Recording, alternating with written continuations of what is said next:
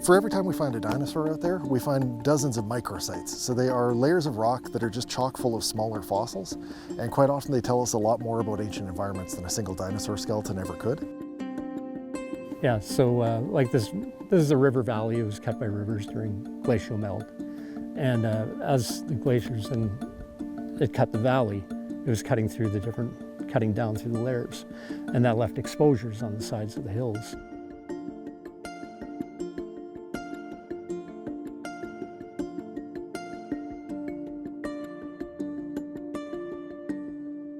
So I got my start in paleontology when my grade 4 school teacher handed me a pamphlet for something called Dinosaur Country Science Camp. We actually got to run a dinosaur dig where we're excavating, it was called a paleoecological dig, where we're basically picking up parts of small animals and trying to reconstruct the story there. A lot of the research that we're doing now focuses on the larger ecological picture. So instead of just harvesting individual dinosaur skeletons, we're also collecting microsites. Yeah, summertime, that's our active field season. We're either out prospecting for new finds or working in dig sites that we've already flagged or have been working for. So in the span of about 5 minutes worth of surface picking on a hillside like this, you get a fairly good sense of what was living in the ancient swamp back then. This allows us to see a lot more of the community that was living at the same time as Scotty, or in this case, a little bit after Scotty died, but in this sort of last bit of the Cretaceous period, so before the dinosaurs went extinct.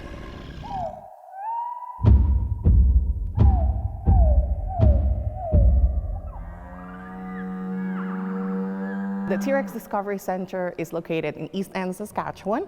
We are in a beautiful building attached to a hill, which offers a great view of the Frenchman Valley. The T.rex Discovery Centre is home of Scotty, the world's largest T.rex. Back in 1991, Tim Takarik, John Storr, and Robert Gebhardt came out here to the Chambry Coulee, and they were prospecting. Robert found a tail vertebra, and Tim instantly recognized that it was from a large theropod. And the only large theropod around is T.rex. Then in 1994, came back out to do a site assessment. That's when Tim found teeth still in place in the jaw. That was in 95. Then in 1998, paleobotanist from the U of S, when she was digging in the back wall of the quarry where we left off, all of a sudden she found a couple more vertebrae. But in 2001, we were finding most of the right leg and more vertebrae, more teeth, more parts of the skull. So yeah, it was just kept adding and adding to the completeness of the specimen.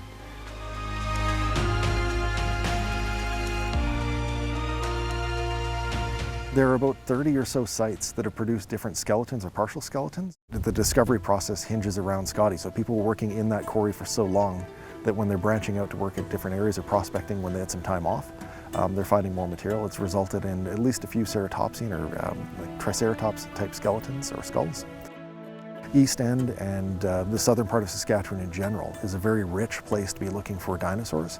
A lot of the material we find are isolated bones or partial skeletons, but just about every time we find a dinosaur skeleton, there's some plant material associated with it, and just about every time we find plant material, there's going to be some amber or the fossilized tree resin that's left behind.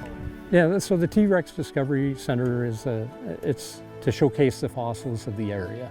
The neat thing about the East End area is that it's very diverse in fossils and fossil ages. So we're basically looking at the last 200,000 years at the end of the Cretaceous period.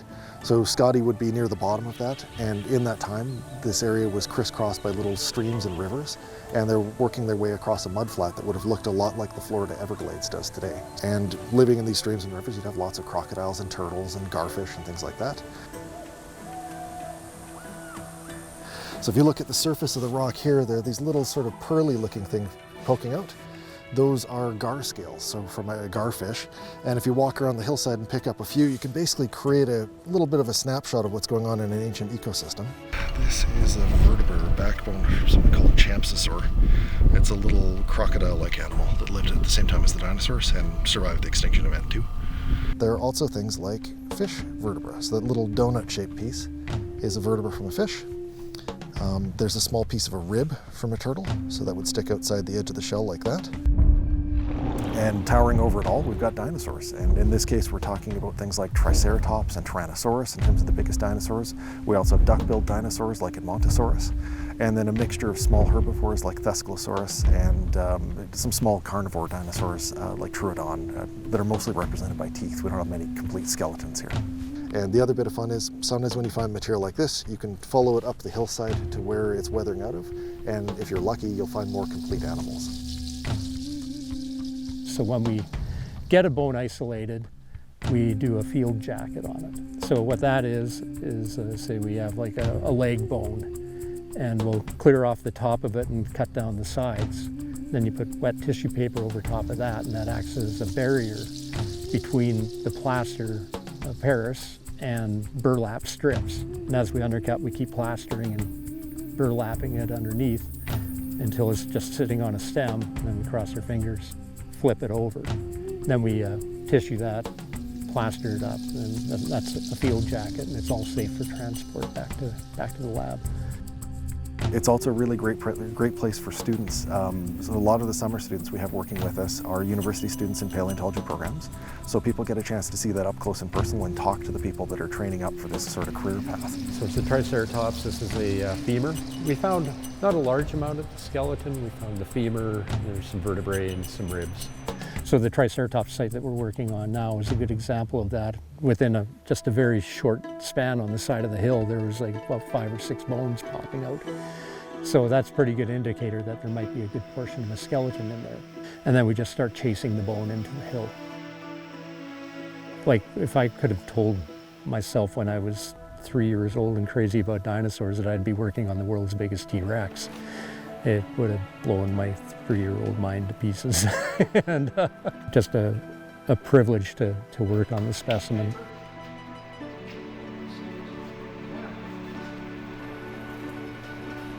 In Canada, all fossils belong to the people. So they're crown property, they're deposited in museums, people can't own them or sell them or anything like that. And that's part of the reason it's so cool to work in Canada, is that it's all publicly accessible, it's all well housed in museums, it's all there for whoever wants to work on this material next. If they don't believe the size estimate for Scotty, they can come back and measure the bones themselves. It's not necessarily the case in every country all over the world. We also have a new addition in our Paleolab experience, which is Omachiodactylosaurus. It's a great addition to the center. The Paleolab experience offers a hands-on experience for people, not just for kids, to understand paleontology as well as the background of how it's found and how it is prepared and displayed eventually in a museum like this. What makes it so valuable for us in Saskatchewan is that a lot of our coolest fossils were actually discovered by the public. So there aren't that many paleontologists in the province. Public interest in paleo is very important in that if people recognize what they see when they're out on a hike and they let us know, it's where a lot of our best skeletons have come from, and points of pride for local communities too. It's a great hidden gem to find in Saskatchewan. You don't have to be a dinosaur fan yet, but we'll make you a dinosaur fan when you come to the T.rex Discovery Centre after seeing all the beautiful exhibits that we have and learning about all the things that we have in here. Beyond dinosaurs and marine reptiles in this part of the province, there's also a rich record of fossil mammals at time intervals around 45 and 15 million years old. And the TRDC is right in the middle of all of this stuff. So it gives us a jumping off point to sample basically 90 million years worth of fossil record in Saskatchewan. There's always something new happening at the T.rex Discovery Centre. Make sure to check our website and visit us this summer.